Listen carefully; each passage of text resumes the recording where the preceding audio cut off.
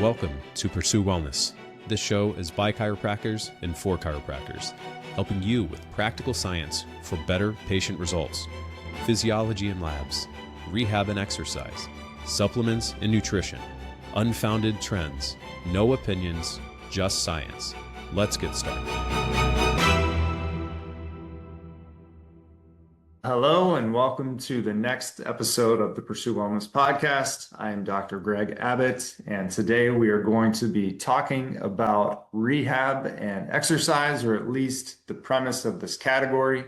And we're going to get started going through again, as we've done with other sections thus far, just kind of a basic foundation, an overview, what's important, what matters, what do we need to get right, so that we can build on more specific and technical topics moving forward in the future. All right.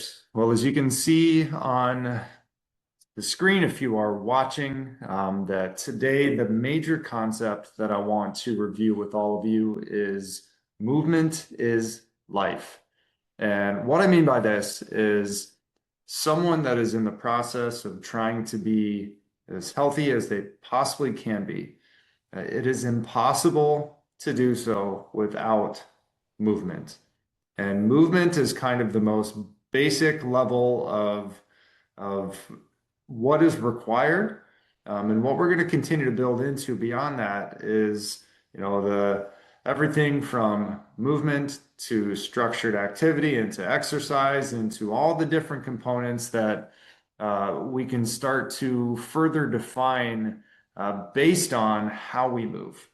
And why movement is life is because if we can't move, life is going to be pretty rough for each and every one of us. And a lot of us don't take that time to think about that concept.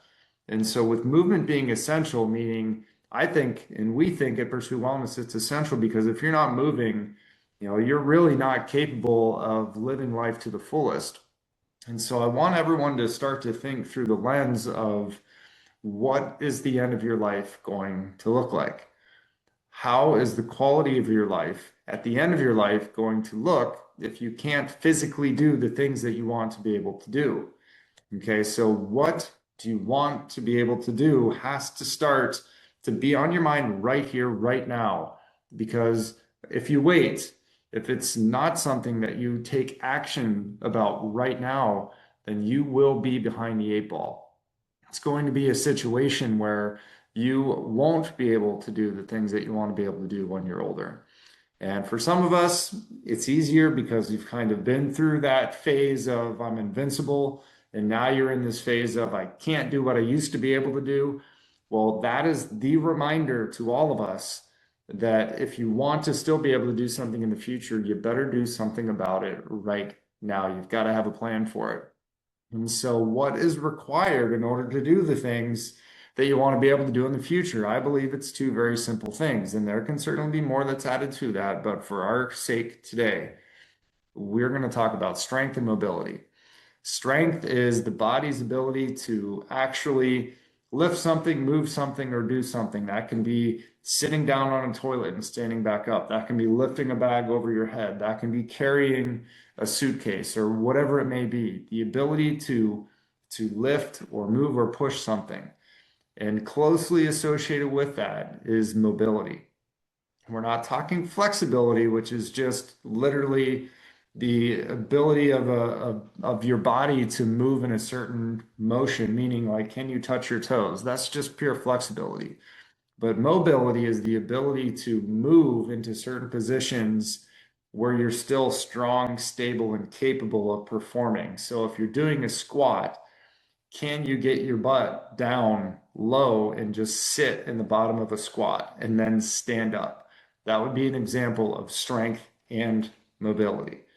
Okay, so that's what we want for every single person to be able to maximize their physical capabilities as they move through life.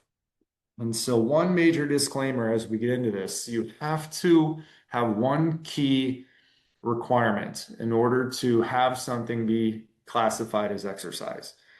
And so I'm not picking on people that like to go for walks. I'm not picking on people that I was in the garden. Does that count? or anything in between.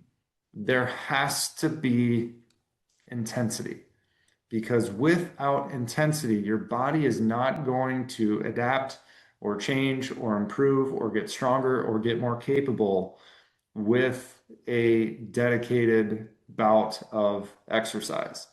Okay, I'm not discrediting moving in general. I'm not discrediting going for a walk by any means. There is so much benefit to that. However, if you want to get stronger, if you want to get more mobile, if you want to be as functionally capable as you possibly can be later in life, you have to have some level of intensity. As soon as I say that to someone, some people are already saying I'm out. They just have this negative connotation with intensity because of things that have come up in the past. And so I'm going to go through a short list of objections or excuses, whatever you want to call it, relative to exercise, simply because we have to get past this in order to realize what it's going to take. So number one, the delayed onset muscle soreness or DOMS flashback. So this is the person that made a January New Year's resolution.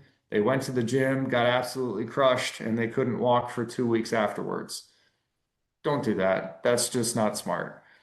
Soreness is not a badge of honor. Soreness is actually an indicator that you did too much, created inflammation, created negative hormonal responses, and didn't help yourself at all. And so there has to be some intelligence to it. Second, they don't know what to do, and that's fair. But today there's so many resources out there, so that you shouldn't have that excuse of I don't know what to do. It's amazing how many things you can do with just your body. And we can certainly cover that in future videos, but there's no reason why you can't know what to do nowadays.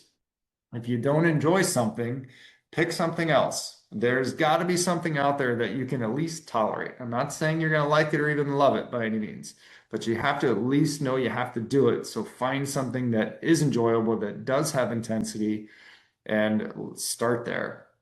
If you don't like being uncomfortable, I get it. Not all of us can go to the pain cave and come back out and say that we're glad we did it. But there is a need for your body being uncomfortable. You will not adapt and get stronger and get healthier and get more capable unless you broach that level of uncomfortability that means your body has to work through something. And then lastly, the one I really, really want to make sure is not said is I'm just too tired to exercise. I'm too tired to work out. I've got so many things on my plate. Maybe you do, but exercise should be the thing that allows you to keep going, believe it or not. So I'm going to go through an analogy here that relates back to this concept of the being too tired excuse. And so the picture on the left, and I think that my favorite part about this picture is he's actually watching a guy exercise. And yes, it does so happen to be the guy on the right. So for what that's worth, but the guy on the couch, he's quote unquote conserving his energy, right? He's not expending much energy sitting on the couch watching TV. How is he going to feel when he gets up off the couch? Do you think he's going to feel better? Is he going to feel more energized? Or do you think he's going to be stiff, achy, sore, less energized, less motivated? Well, it's 100% of the time the latter. No one ever goes from couch potato to feeling great. It just doesn't work that way. Versus the person on the right that's doing some exercise, as long as it's appropriate exercise, is going to be finishing up that workout feeling energized, feeling ready to take on the day or task at hand that's coming up. I hear it all the time from people, and myself included, that the days that I exercise in the morning, I feel so much better the rest of the day. The day just seems to fall into place in much better ways when that happens. Now, it doesn't mean you have to be an early morning exerciser, but just know that exercise is actually energizing for you. And so if you want to stay tired, don't do anything. If you want to be able to break through that, start moving and doing it in a way that is supportive to your body. As we start to, kind of wrap things up, the last thing I want to say in this initial episode is that there's two major predictors in the research that points to longevity or quality of life as we age. One of them is lean muscle mass, and primarily this is looked at with grip strength. It does not mean that if the only thing you do is increase your grip strength, that you're going to live longer. That's not what the takeaway is. It's just a simple, reproducible measure that they use in clinical trials to show a measure of strength or lean muscle mass. So again, lean muscle mass is way more important than grip strength when it comes to longevity because you need the muscle to move your body. Okay, so just know that yes, grip strength, you can train it all day long, that's great, but you really need mobility and strength throughout your whole body with that lean muscle mass to get the most benefit. And then secondarily is VO2 max. And VO2 max basically is a measure of how much oxygen your body is able to use during bouts of intense exercise. And so again, I said the word intense. You can't have a high quality VO2 max if you don't do something intense. You'll never be able to improve that. So the only way to get there is to go to the pain cave, do some things that are uncomfortable, but do it intelligently to be able to maximize the benefits. And so you need that metabolic respiratory engine, the oxygen engine, with the lean muscle mass and the strength paired together to give you the most benefit. And so this podcast specific to rehab and exercise is going to be addressing these key concepts to help your physical body be as healthy as possible, to be as capable as possible for as long as possible. And as we wrap up this show, I want to make sure to touch on our number one supportive tool, hands down across the board, as it relates to supporting your efforts, which is our essential aminos. I highly recommend you check them out. They are a staple for myself and for anybody that I work with directly to help support their recovery, their performance, lean muscle mass, you name it, so many other things, way more than that.